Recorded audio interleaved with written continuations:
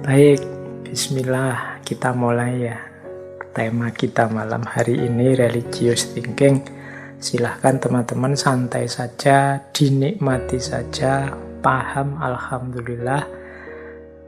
Belum paham, misalnya hasilnya kok malah ruwet, malah bingung, itu juga anugerah. Kebingungan itu kan anugerahnya Allah. Kalau tidak bingung sama sekali, tidak sadar bahwa kita ini tidak paham, juga bahaya. Jadi kalau di ranking itu yang paling tinggi yang bisa paham dan manfaat. Manfaat untuk hidup. Level bawahnya yang hanya paham saja, tidak ada manfaatnya.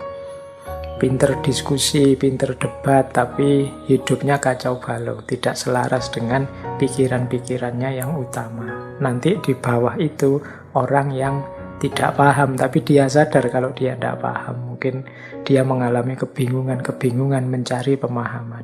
Itu pun sudah anugerah luar biasa dari Allah, karena ada juga orang di bawah itu yang tidak paham, tapi dia tidak sadar kalau dia tidak paham.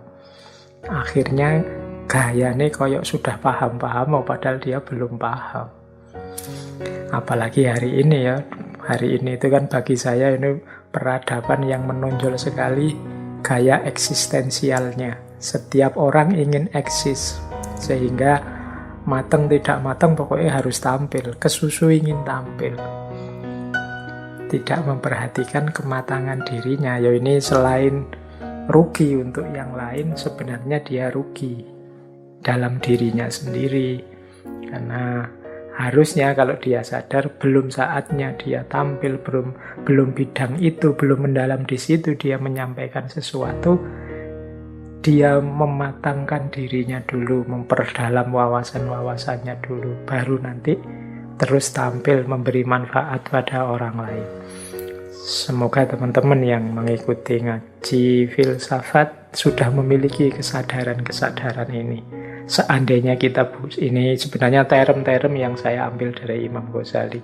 Sebenarnya kalau kita memang belum tahu, ngaku saja bahwa saya memang belum tahu, belum paham, sehingga kita tidak ada di level yang paling bawah. Level yang paling bawah itu tidak tahu tapi tidak sadar kalau dia tidak tahu. Ini bisa membahayakan dirinya dan membahayakan orang lain. Baik, kita mulai materi kita.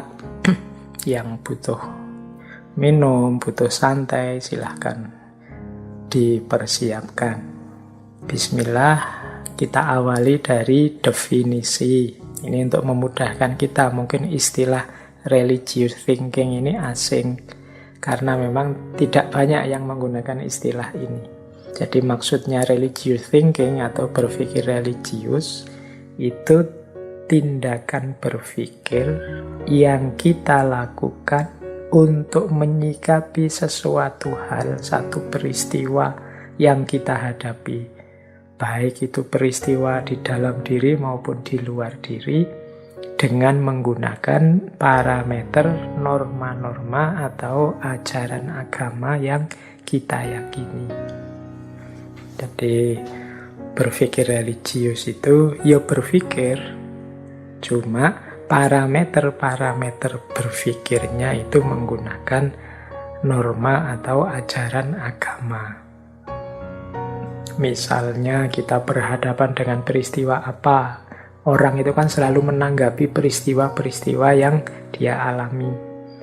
Nah, untuk menyimpulkan peristiwa-peristiwa yang kita hadapi, kemudian kita menggunakan rujukan parameter agama yang kita yakini. Itu namanya berpikir religius. Oh, menurut saya itu salah, Pak. Menurut saya itu keliru, Pak. Menurut saya itu bagus atau buruk, Pak. Nah, dari mana kamu tahu? Dari mana kamu simpulkan? Ajaran agamaku, Pak, yang bilang begitu. Nah, itu namanya berpikir religius. Jadi itu juga berpikir. Jadi seperti yang saya bilang, berpikir itu perangkatnya akal, tapi sumbernya bisa dari mana-mana. Jadi sumbernya bisa dari naluri, bisa dari intuisi, bisa diberitahu orang, bisa macam-macam. Termasuk salah satunya sumber berpikirnya adalah agama. Itulah nanti yang disebut berpikir religius.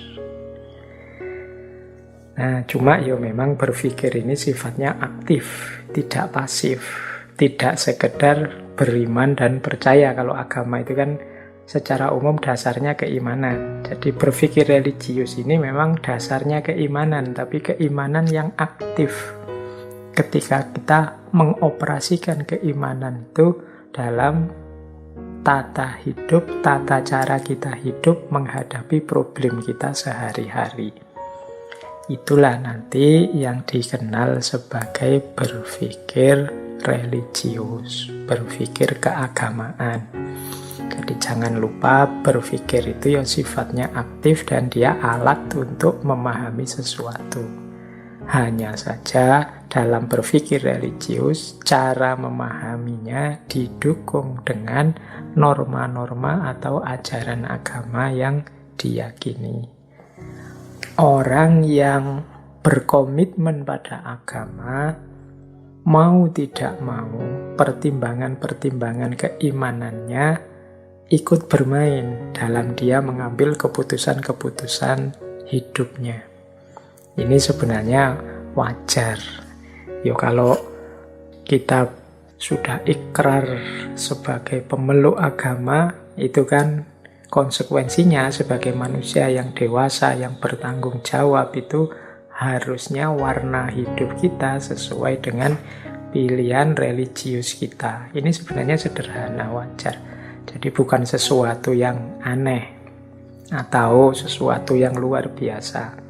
Hanya saja, mengapa sih ini kemudian kita bahas panjang lebar di ngaji ini? Ternyata cara beragama, pola beragama, strategi menghidupkan agama masing-masing orang itu beda-beda. Termasuk kematangan, kedewasaan beragama juga macam-macam. Dulu pernah kita bahas satu sesi tentang kematangan beragama. Nah, malam hari ini kita banyak mengulas itu. Kalau sekedar memedomani ajaran agama atau berkomitmen terhadap norma-norma agama, insya Allah hampir semua kita yang beragama sudah seperti itu. Hanya saja level keberagamaan, gaya keberagamaan, kemudian strategi berpikir keagamaannya, ini yang membuat ada beragam ekspresi, ada beragam pola dalam religious thinking ini. Baik, jadi yang pertama itu sederhananya dipahami saja religious thinking itu ketika orang menggunakan akal budinya untuk mengatasi problem-problem hidupnya dengan didasarkan kepada norma-norma atau ajaran agamanya. Baik, ini sederhananya itu. Kita lanjutkan lagi. Religious thinking ini menurut saya penting, termasuk keterampilan yang menurut saya harus ditanamkan juga pada anak-anak kita. Jadi keterampilan berpikir religius, berpikir berlandaskan pada keyakinan. Selama ini mungkin kesimpulan sederhana saya pengajaran atau pendidikan agama itu banyak modelnya ada di 5 gaya. Ada kalanya hanya mentransfer pengetahuan. Jadi dari pengetahuan ustadznya ditransfer pada muridnya, dari pengetahuan para ulama kepada jamaahnya, transfer knowledge sebagian besar. Ada juga pendidikan agama itu yang modelnya adalah cultivate commitment. Cultivate commitment itu membuat orang tambah percaya. Sudah percaya, diyakinkan lagi, dimantapkan lagi, tambah percaya. Ini juga penting. Tapi kalau hanya ini saja, itu nanti ada banyak hal lain yang penting yang tidak tersampaikan.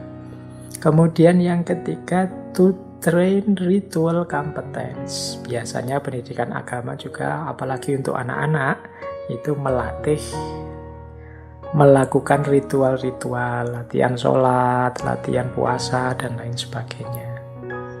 Secara sosial, kadang-kadang pendidikan agama itu tuh sustain community. Jadi untuk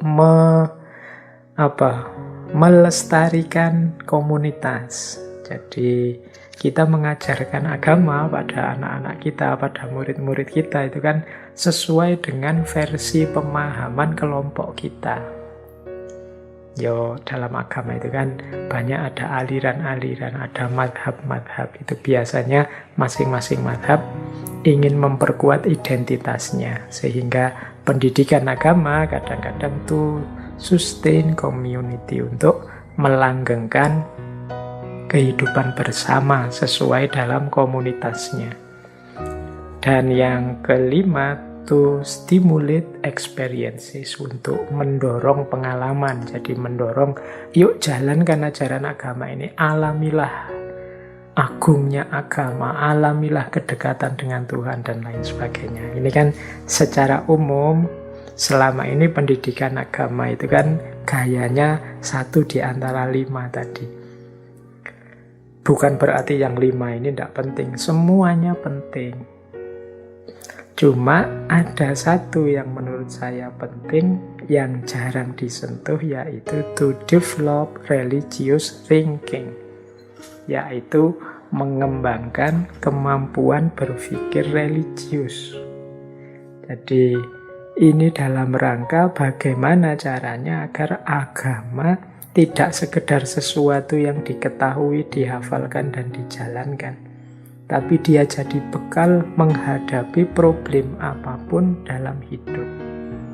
Nah, ini istilahnya religious thinking. Kalau dalam disiplin ilmu agama sendiri, ada sebenarnya bidang-bidang yang mengajarkan kita untuk mengelola materi-materi agama. Kalau dalam Islam misalnya ada ilmu tafsir, ada ilmu hadis, dalam kalam ada ilmu mantik, dan lain sebagainya. Itu kan alat-alat untuk berpikir religius di bidang keilmuan agama.